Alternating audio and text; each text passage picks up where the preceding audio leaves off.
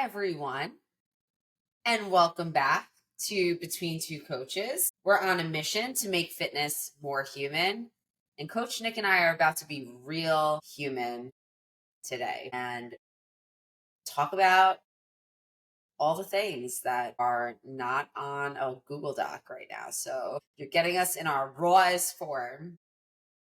Our snark will probably be sold with this podcast. I don't know that it will be sold separately this week. I'm Coach Amanda.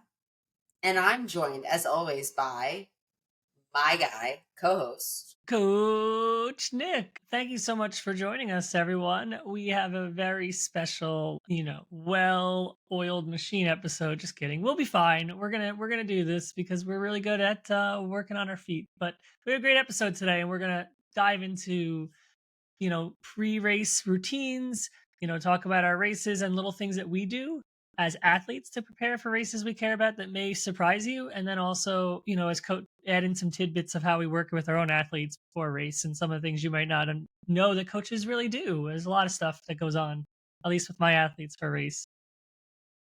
But it's going to be fun. Amanda, I had like 16 people race this weekend. It happened to be between LA and New York City half and Shamrock and other little random races. I just happened to be a weekend where all my athletes How raced. did that feel for you? Because you also had a race this weekend. Yeah, it's hard. I sort of made a rule, which I'm maybe abandoning a little this year, not purposely, but like usually when I have a goal race, I try and pick a race that none of my athletes are doing. Without, I can't obviously always make sure. Like if I sign up for a race and they're there, I can't be like change race.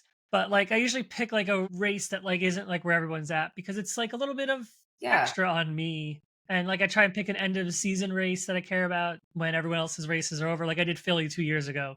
That's like really the end of November. Everyone who isn't doing CIM is already done. But yeah, it's a lot. I mean, there's a lot of like pre-race jitters from athletes. There was a lot of weather going on. I had an athlete race in North Carolina and Oh my there were God. storms coming and then the weather was hot, and then they emailed them the day before and said we're pulling everyone off the course.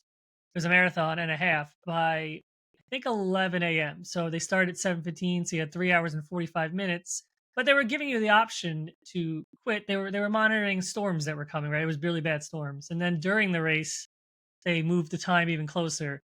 But like, that's really hard to mess with you, even if you think you might get under it, to get all those updates and all these concerns mid race and being worried you're gonna make it 23 miles and not make it. She had a lot of stuff around that, and then Shamrock was supposed to have 60-mile-per-hour gusts at one point, and it tamed itself, but it was still very windy.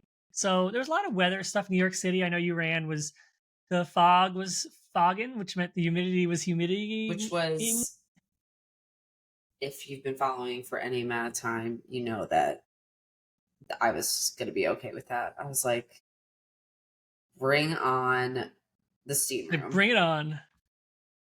Bring on the steam room. But yeah, we can get into it a little later. But like it's hard. I know other coaches are probably better with boundaries. I've seen others that say like put a note. It says I'm racing this weekend too, so everything before like Saturday, let me know. But like unless there's an emergency, like I'm gonna focus on my thing. For me, Shamrock was a joyful matching Lucky Charms experience with my friend from Baltimore. So it wasn't necessarily a goal race for me, so I didn't mind. But it's still hard being like Yes. traveling, trying to communicate out of your space, preparing, being present with the people you're with at a race, and then also like communicating with people out there. So do the best I can, but it was fine. I managed it. Good. How was your experience with New York, or just your week Oh, in general? thank you for asking. Different Two different questions. questions. Yeah. Um, had a bit of, I had a good week. It was an exhausting week. Ran on Sunday, and the goal for Sunday was to enjoy a race that I also enjoy. There was no, it's not my spring goal race. I spent the weekend first meeting somebody who we both know through the Lane 9 community. We Heather. do. Heather actually came, she's one of the founders with Lexi.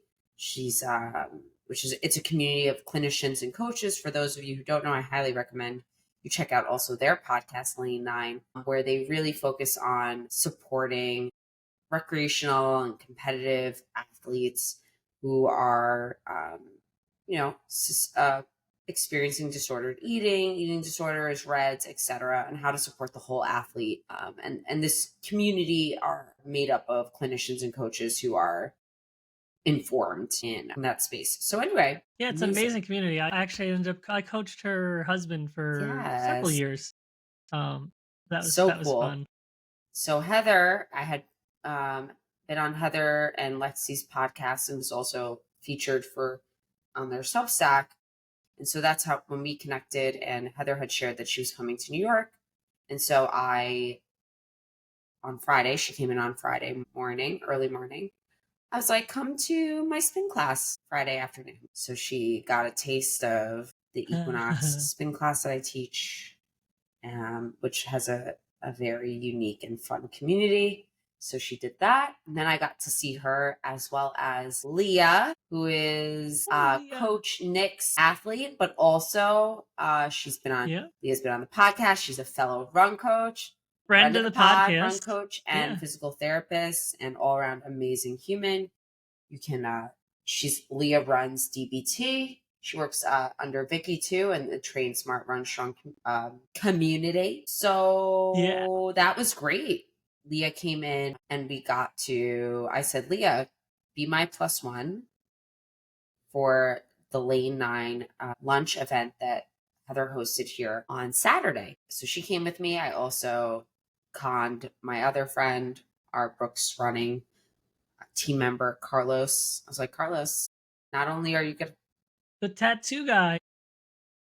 Yes. I was like, Carlos, not only do you have to do your shakeout run with us Saturday morning, he wanted to, but you also are invited to come to this lunch. And he was like, great. Carlos is also a run coach, so it worked out very well. Yeah.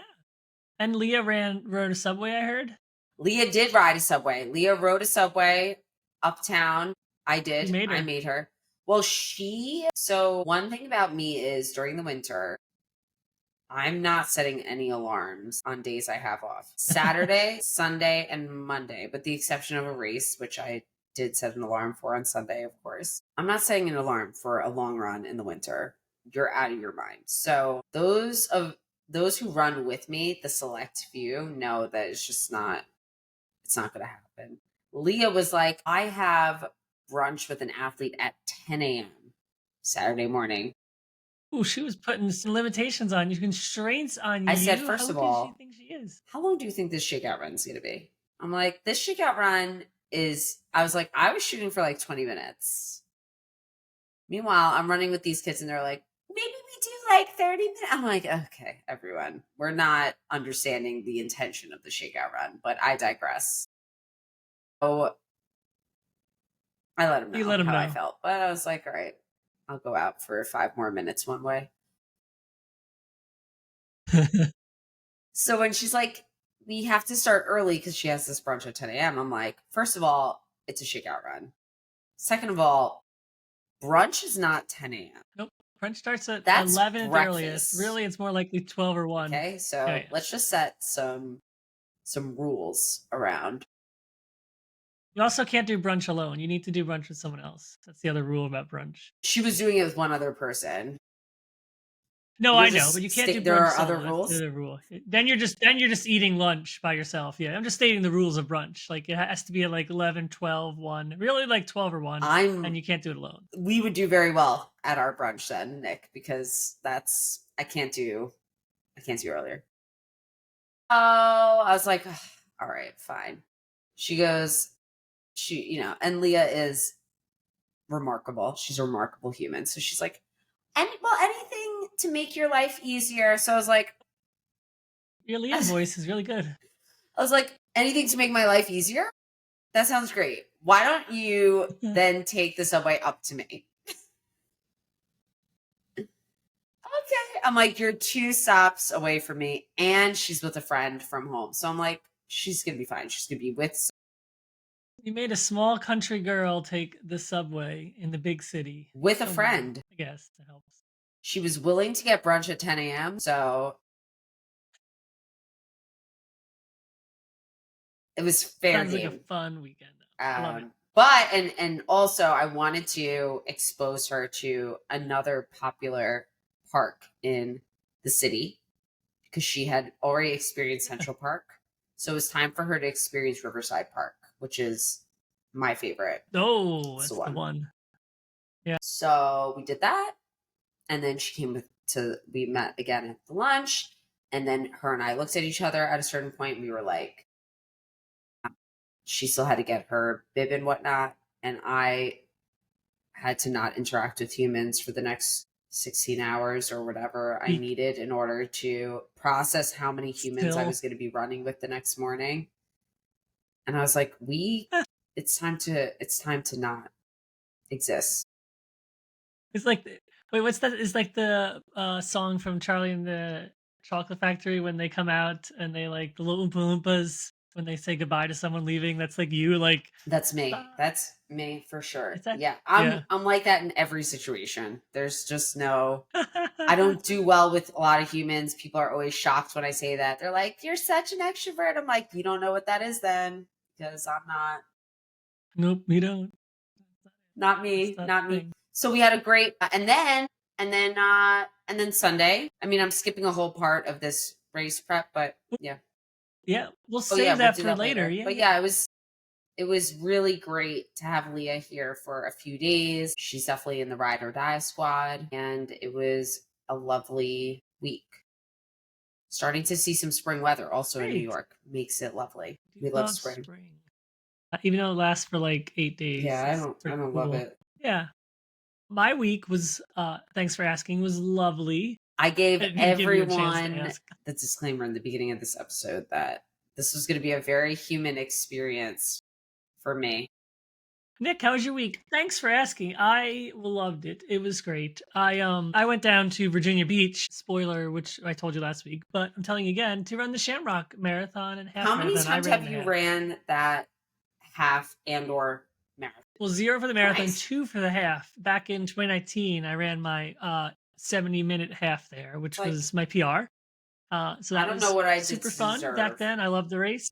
a coach as fast as you co-hosting this podcast. Not there anymore, but that was super cool that I ran it, and I'm super proud of that. That was really fun. I like the race. I like the vibes. It's very flat. It's you're on the shore, so you never know with the wind, right, or the weather. But otherwise, there's not even a hill. It's flat. It's the vibes are great. It's so flat. I mean, I can my elevation chart is What like is the negative. It's general like temperature of that? Like, what is the The 2 times I've run it is like it's this year was like 50s, 60s, a little warmer, but like last time I ran it was like perfect 45. Like the quote unquote perfect running temperature. Maybe not for everyone, but like that's what science says and we we do? like science. But yeah, and it was a little windy, but some people thought it was really hot. You probably would have vibed the crap out of it because that's your temperature. But I went down with my friend, Jackie, friend Jackie. of the podcast, and we drove down, which is a 4-hour drive, and hit no traffic on the way down, Success. which was phenomenal because we drove through Northern Virginia and through Richmond, through everything else. And I was like, this is great. What could possibly go wrong on the way home? We'll get to that. And got there on a Friday or no, Saturday. We got there Saturday, got to the expo, met my friend Jess, also a friend of the Jess. podcast. She's owner of Pace of Me We Running, and she's connected lovely. this And year. She so seems lovely. we met her at the expo. She is, and then we had dinner with our boss, our CEO Coach Elizabeth E. of Running Explained, Coach E. We grabbed dinner with her and her husband Dave, and the four of us had a lovely dinner. And talked and talked and talked, and it was super fun. It's the second time I've ever met Elizabeth in person. Um, So that was fun. Ran a race, made a ton of reels with my friend. We tried a trend that was incredibly hard and chaotic, and I almost got impaled by a chair. but we did this trend where someone stands on the other person's legs and you make like a elongated version of yourself along a wall. It's a I don't know why we dangerous decided. We saw it on trend. Instagram. We're like, it was the end of the running day, and we were like, you know what we should do? This trend, and we took 30 minutes. I have like 6 minutes of behind the scenes footage where we forgot to record one time. It's a very hard trend to do by yourself because when you drop the phone to the other person, and there's no way to get the phone back to the other person if you mess up without like getting down and starting over again. It's chaotic. So Is content I'll really probably that share the important? behind the scenes. I need to ask this question. We well, I was like, let's abandon it. And then she was so into it. She's like, we're doing it. No, absolutely not. And we kept, I probably would have stopped after the first like 5 minutes of being like, we can't do this. But we prevailed and we made a reel and it is dead now. But you can all of you, the fine listeners, can revive it with your amazing ability to click like. So save the reel, save Comment, say something, the children, say save the something nice. children. Yeah. But that was it was a fun time. The race is super fun. We stayed right on the beach, so you just walk to the start line and vibe it up. It's St. Patrick's Day, so the race does a really big after party. Band in a tent on the Nice. beach. They give you 5 drink things on your bib, Wow. 5 beers you can get Seems for. like And I'm like, most races give you if one, any. and I'm if any, and this one's like, here's 5, and I'm like, and then we left and we only had one each, so we gave them out. So some lucky people probably had a lot more beverages, so good for them. Yeah. So and then we drove home, and probably because we spent 40 minutes making this reel, we hit a little bit of traffic. The tunnel. If you've ever been to Virginia Beach, you go over a bridge and then in this like underground tunnel, and then out the other side. And there was an accident in the tunnel, so we got stopped.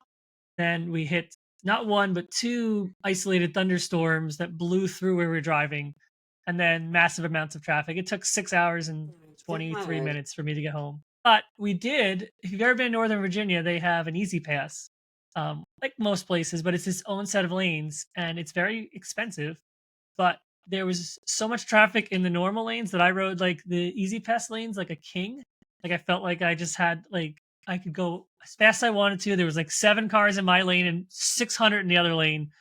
Paid an absorbent amount of money, but if I didn't, I'd still be driving home, I think. So that was my weekend. It I'm was so glad fun, I asked how and your we weekend ran. was.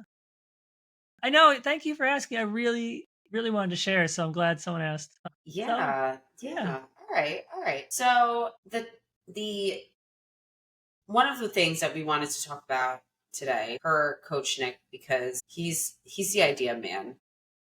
Well, he's one of the idea men.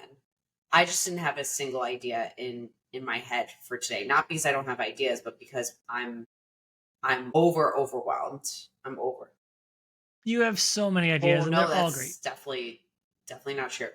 But we wanted to talk a little bit about some of the ways that we individually prepared for the races that we had this weekend. And despite them not being a traditional goal race for either of us, there were some races on our calendars and they still require preparation, and how we handle races for our athletes, depending on the athlete. I think that's also important to note, that we don't have blanket ways of handling a race for all of our athletes.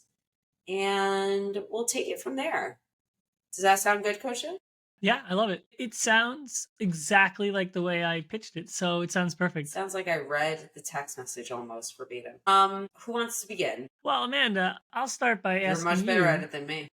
how do you prepare? How do you prepare for your race? Like, what goes through? Like, take us through a day before race. You're getting ready. Like, what goes through your mind? What do you do to prepare? Like, how are you approaching? Okay, so if you're no stranger to the pod, you know that I don't like races for reasons that are valid and the reasons that are maybe less valid to others. One of the main reasons is that there are a lot of humans around me. And for the majority, even smaller courses, you're still talking about 1,000 at these road half marathons, etc. So, as somebody who interacts with humans a lot, hundreds of them every day for my profession, I prefer to not when I'm doing something I enjoy, and running is something I enjoy. So, in order to prepare for any race, regardless of if I had a finishing time or not as a goal, is I have to not interact with humans 1 to 3 days leading up to the race. Like that means I'm not scheduling any I generally don't schedule any social things for those days at all. This weekend was an exception because, to be frank, I love Leah. I really wanted to also meet Heather and be involved in all the wonderful events that she put on. But I had to shut it down at 2 p.m. to I was like, Shut it down. we're out this popsicle. Yep. Audi 5000. So I have to not interact. And I tend to like not call anyone. I just want to be with myself, a book. I can watch a documentary, I can watch a comedy special. I don't want to talk. I just want to be with myself. And the only other person that really appreciates that, there are two people. It's my husband or my father, which is why my dad is my plus one for marathons. Yeah, I feel like you always need someone who like almost counteracts Yes. your vibe, right? Like a little bit. Like meaning like I there was a period where I was super nervous before races and I had a lot of anxious energy and I would go to races with someone who Right. literally couldn't care and like still would run incredibly fast, but like didn't even act like there was a race, Right. didn't matter, like would be putting their shoes on while on the starting line when the race director's like counting down from 5 and they're still tying their shoes. And I'm like, so like I needed that energy of like someone to like calm me down. I've gotten calmer and now I like when I'm around people who are a little more nervous, I feel like I'm Right. the opposite of that now. Like I'm super calm and they're like nervous. But like you can't be if you're nervous, you have a nervous person with Yes. you, it's like you're both I just gonna will set each say other I off. don't it's not that I'm nervous. I will say that I think I take on other people's nerves. Like I'm yeah. So Yeah, yeah. I hear what you're saying, and I also like both my husband and my dad could not hate running more if you so I also appreciate the fact that, but in any event, I have to admit, like, the people I chose to spend time with leading up to this weekend are people like you're describing. Carlos, Leah, my friend Erica, who's also a run coach and somebody I run with. They are not nervous Nellies. They're like, or at least they're not with me. I should say that. Leah's your clients. Anyway, so with all that being said, I shut it down. That's one of my pre race rituals. And I think that, so for you, pre race, does it matter to you what you do before? Can you like exist with humans all the way up till you go to bed Saturday night? Yeah, I was gonna say my usual so I like a good shakeout. Yes. If I'm there, right? In this case, we didn't get into town until like 2 in the afternoon, so there was no shakeout. But if I'm like in Boston, I'll Nice. probably do a shakeout the day before. What I won't do is a shakeout with 600 people because That's a that's race. That sounds like a race. anxiety ridden, filled and disaster for me the day before race. I will do a shakeout with 30 or 40 people, probably with running explained athletes and maybe another company, like to do something like that low key with my people. I enjoy that. I don't need a big to do. I don't even care if they're going to give out a free Garmin watch or like a brand new car or whatever at this shakeout. Like I'm not, you won't find me there. I just that is too much for me before a race, right? But I do like a good shakeout. I like to grab some bites with people post shakeout because you got to eat. Then the afternoon of a day before race, I want to chill. You won't see me in Boston walking around Newbury Street all day on Sunday, like going to all the shops and doing all the events. Like I'll be relaxing, or if my family's going to be there, so I'll be doing stuff because my kids are so nice to come to the race. So we'll go to the aquarium or something. But like normally a race that I was there by myself, I Yeah. would chill all afternoon. But you'll catch me planning with anyone I could pre-race dinner. I would love to like grab dinner with a couple friends and like just relax before the race, just hang out. Not even to talk about running. Like I don't need to sit here and be like, what is your goal tomorrow? What's your goal pace? Like what are your splits? Like I just want to hang out with someone like for a race. I want to grab my PR beer, which has been basically at this point just a beer. But I'll just for my nerves or whatever, I just grab a beer the night before. Everyone looks at me like, isn't that dehydrating you? And I'm like, I don't but like I want to drink it. and I'll get my Pure's pizza is usually my vibe, and I'll just hang out with some friends, relax, and then I'll try and get back to my room. I don't sleep well the night before a race, so like I don't really care if I'm back like super early. Like I'm not gonna be like, gotta get up at 5 a.m., gotta go to bed at 7. Like my body's not gonna go to bed at 7. That's nonsense. Like so I'll try and go to bed normal, but like the night before, 2 nights before is where I'm catching my sleep.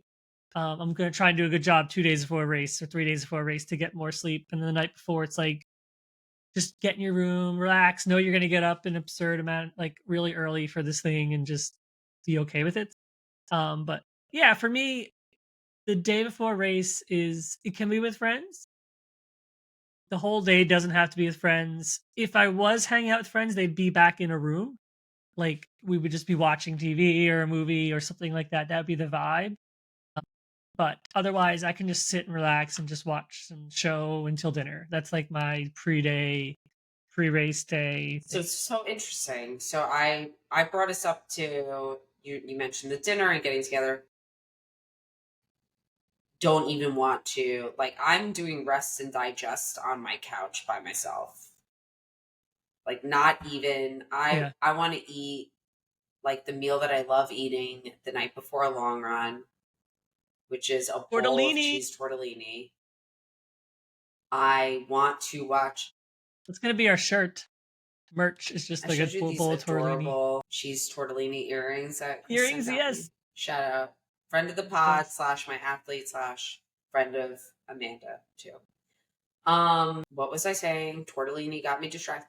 Yeah, I don't Digesting. want to. I don't want to get. I don't want to leave my abode or my apartment slash hotel room. Go out, put on crunchy clothes, eat in a chair. I want to be ready. I want to be rotting the night before, and I want to be rotting after the race. It's all rot. Yeah. Are you getting like are you get like if you're traveling for a race, are you getting like a hotel room with like a Always. kitchen and like cooking up that Always. So my tortellini? Yeah. dad and I'll get my dad if it's a hotel room that has a kitchen. I'm getting my dad his own, and I'm getting my own, and we're living large that Yeah. weekend. Living Living large. large. Yep. Connecting rooms. No, and when they ask, my dad and I know I came from him because we'll look at each other. We'll be like, we don't. He could be on in the other wing, and that'd be fine with us. He's grown a little softer Yeah. though in his old age. Now he's like, he'll like check in on me. I'm like, I'm okay. Watching the Fred Lebo documentary for the 3,000th time. I'm good. And yeah. Yeah. So what's so now why don't you take us through a race morning? Like and how are you thinking? What are you thinking about? Like how early you get into a race? Like are you showing up hours early or seconds early? Like All what's your right. morning of So vibe? morning of, I'm Said vibe, sorry. setting the alarm for, so like I'm gonna use United as an example because I really pushed it this time. So I don't require a lot of time to get ready in the morning. Leah was actually laughing because I had my bib put on my cropped bra on Thursday night. It's literally on, like it's pinned on. I have my gels and my handheld in the fridge. I have the shorts I'm wearing. I even put the chapstick that I know I'm going to need to use. My lips are so chapped after using all those gels and the handheld. It doesn't matter. So everything is ready. I just need to have a good bathroom visit, and this time I used 5 additional minutes to record me mouthing My Band by D12 and Eminem for a video that yeah, You gotta get that I real. had to get the reel. Otherwise, I do it quickly. So I woke up at 5:05 in the morning. I do sleep well, like every night. Slept a little less well Saturday just because my body was a little warmer because it was a warm day here in New York City on Sunday. And the goal was to leave my apartment, walk downstairs right to the subway, and take the subway to Brooklyn Museum Stop, which is where the start line is for the United Half Marathon, for those of you who don't know. And the subway is right downstairs from my apartment, literally on the corner. So the other thing is that New York City decided that the express subway, a subway that would have taken 35 minutes to get to the start, it was going to run local. Ooh, And it I was don't like only that. going to run once every 19 minutes, which is criminal in New York.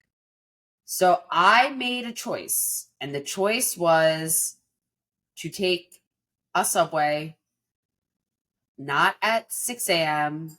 because my start time was 7:50 a.m., but to take a subway at 6:19 a.m. Well, I really played with fire because that subway came. And fortunately, I live far enough uptown where I know that I'm going to get a seat on the subway, which is fine. But first error in judgment Yeah. was I got in the subway car that had virtually no one in it. And we already know what is going to happen next. I walked in the subway car that a group of kids were likely hungover hours earlier, and there was yak all over the subway car that I sat in. Oh, There was one seat open on that subway, and I decided that that was where I was going to stay. Every human that got on that subway up to the race, and mind you, the majority of people coming into this subway, there are 28,000, more than 28,000 runners for the United Half, are taking the subway to get there because it is the most accessible way to get there, are coming in this subway car, and they're packed in like sardines, just standing.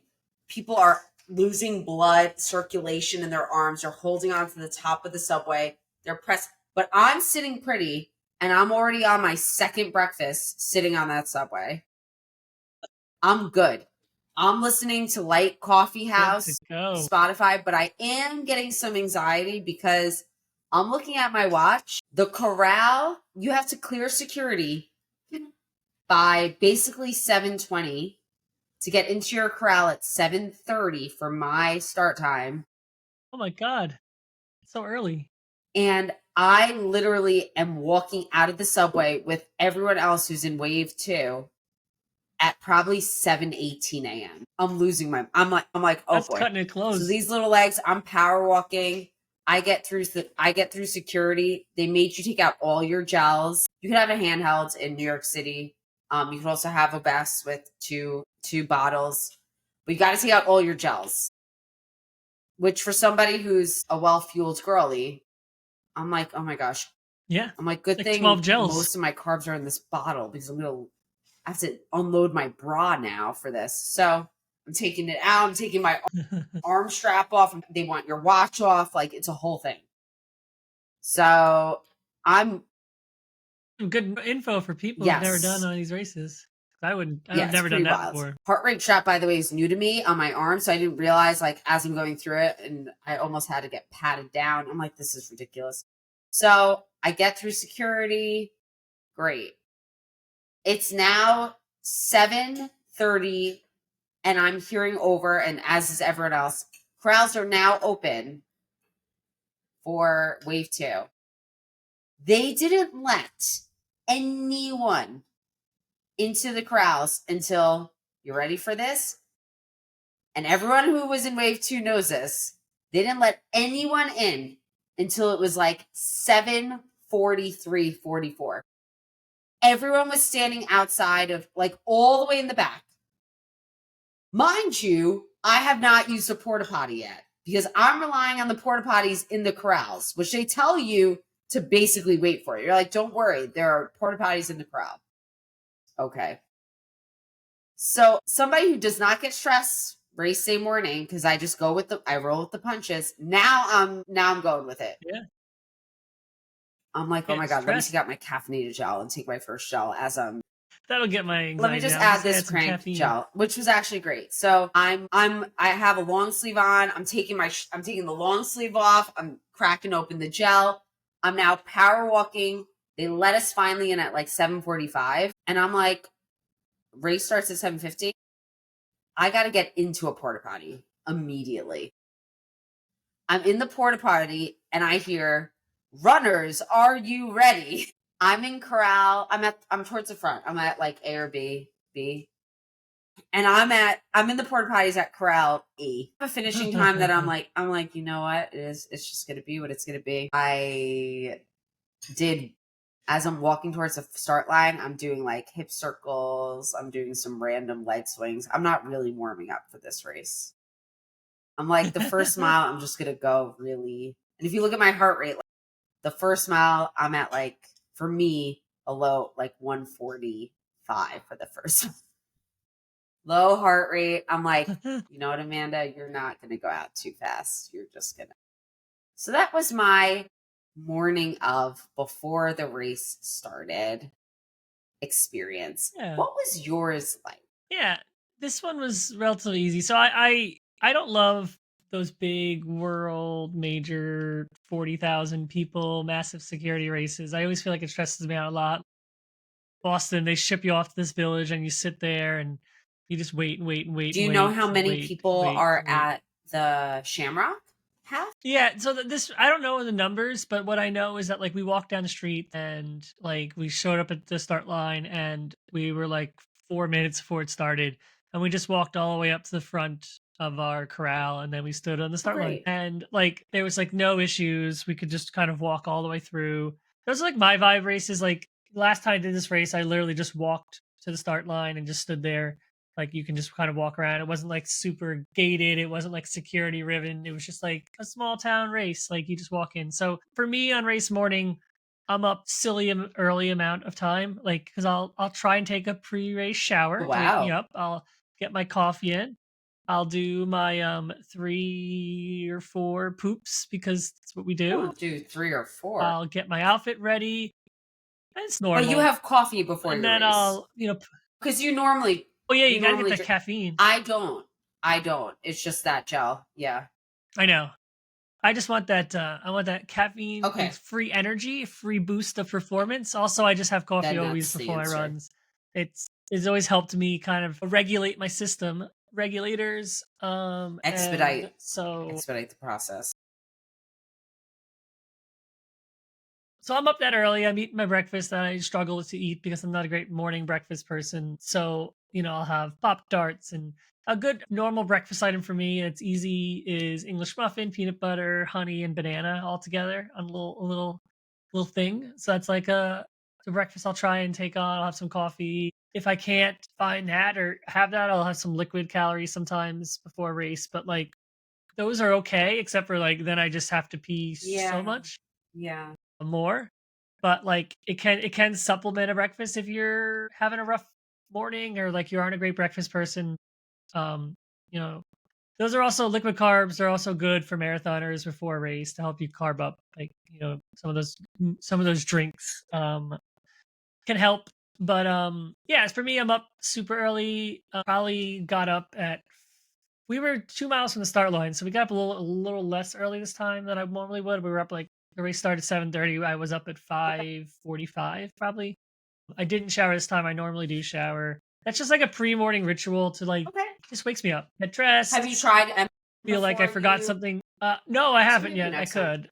I don't usually bring music to Wow, races we're very either. different. So like the only musicking is in my yeah, yeah. I don't I've never run a race with headphones or like any He's music just so on in my different, entire life. everyone. But He's so also like I know, but like remember where I came from. I my first races were track races in high school and college, and I ran competitively in college. And like you're not going to run a cross country race in a competitive I scoring don't sport know. with headphones in. So like I'm just saying like I grew up in that world, so like a race has always been like I will wear headphones on all my runs, but I've just never done a race yet with headphones in. It's always been like I just want to hear the people, I want to vibe with the energy around me, I want to listen, talk to people. So again, little things. It doesn't make me better No, or I think worse. It's you're just different. the way I run. I think it's a very um I think that's very positive. A great exercise in being present. I commend you for that. Yeah. And there's also rules sometimes, like when I was faster and could win races, there were rules around having I've headphones read about on and people like it like you. being illegal, you get Yeah. disqualified. Um, so that was always like that doesn't exist anymore, but like, yeah.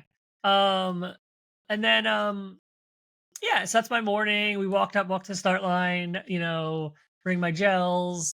And just like I used to have a ton of nervous energy before a race I cared about. I'd be jumping up and down and like flopping around. And now I'm like, no, I'm very relaxed before a start. Even my big goal races back in the day, like I got to a point where I was very relaxed. I'd be with someone, they might be talking a lot, and I would just kind of like Ignore them. boing, Yeah. flip their energy.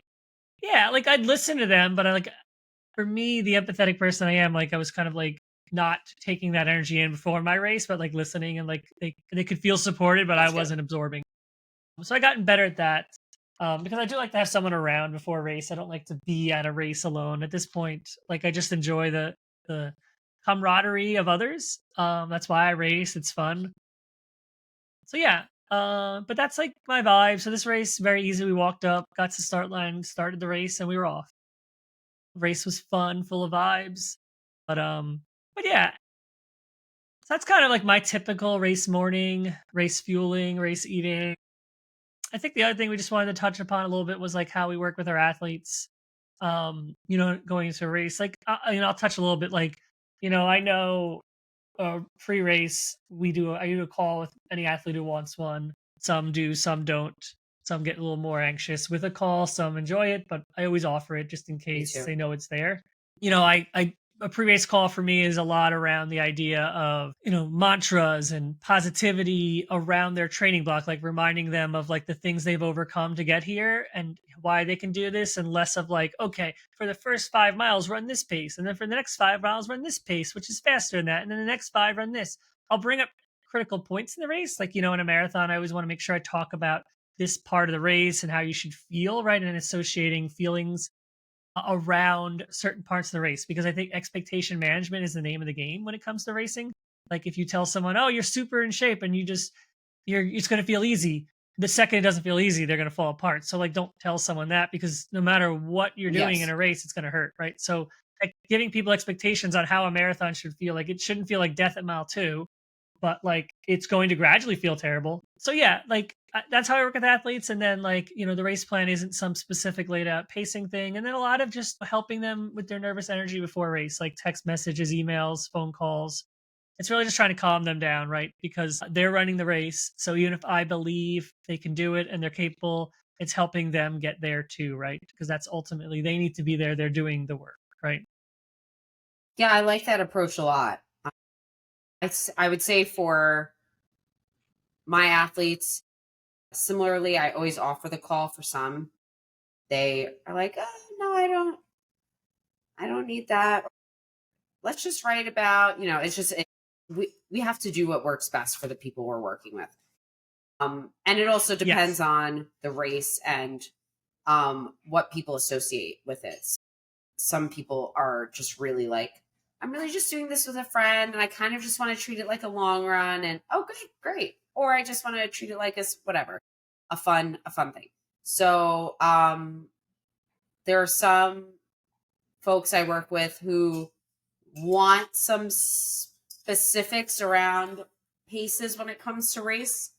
But I really lead with effort, similar to Coach Nick. And because we focus, those who want to focus kind of on pace in general, it's something that they focus on throughout their training. So to have something like that just come up for, 48 hours before the race isn't really helpful. And I personally appreciate that too. While I did not have a finishing time for my personal race, I actually did not start my race, did not start my watch for this race. And I really do appreciate, and yeah, I love it that. was good. Like I knew what by the time I was done, I knew what time it was because I looked at my watch and I had told my husband that I should be done a little before 10. I looked down at when I was in the last like 400 meters and I saw it was like 9:42 a.m. or something. I'm like, oh good, he's not going to be sick. It's so that sort of thing. But what we love about fueling is that we can kind of time our efforts and our progression, within our whatever we can do, quote unquote, within our control. We can kind of time that with the fueling that we take. So that is another pro for making sure that you're fueling consistently throughout your race. So anyway, Yeah. love it. Love Love it. it. I think Did we we do did it? it. And anything else we need to do, we can share in a future Patreon episode. A little bit more about Ooh, I like our that. Yeah. personal experiences in races and how we personally handle and navigate the trials, the tribulations, the And tribulations. tribulations. Jinx. Um, I thank you all. We thank you all for joining us this week on a special episode. We talked a little bit about us and talked a little bit about how we support our people. And if you enjoyed it, let us know. Make sure that you are checking out our Patreon, which we have that linked in the show notes. And if you enjoyed this podcast, We do. leave us 5 stars and we'll read that review, 5 stars, on a future episode. And we hope to see you next time, friends. Bye.